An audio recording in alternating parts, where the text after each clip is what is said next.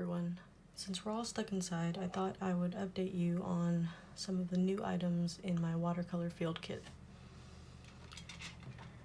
Generally speaking, I keep my watercolor field kit in an Altoids container, but I recently found this tiny container, that literally says tiny container, at a little art museum shop.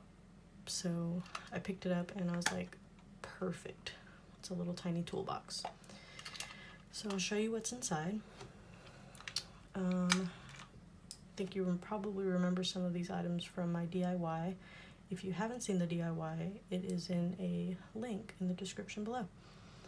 So these are my pencils, one soft, one hard. I've got a couple of brushes that I use. This is a detail brush and then a wash brush that I picked up from a cosmetic kit. I also use these brushes that obviously do not fit in the Altoids container, but these have a water well inside that's super convenient.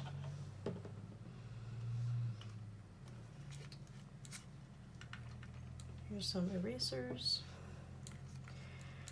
This is one of the new items in here. This is something called liquid Frisket, and basically it creates a mask for areas that you want to either keep white or paint later. So you basically paint it on.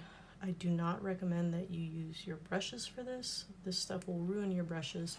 Instead, I like to use just a little stick or something like that, and you can just kind of dip it in there and dot it on as you need to.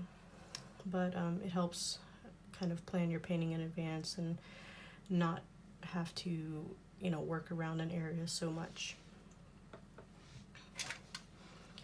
The paints, as in the DIY, are in blister packs from a pack of gum. I, generally speaking, keep some stamps in my kit because sometimes I do like to mail out postcards to friends. These are postcards, by the way.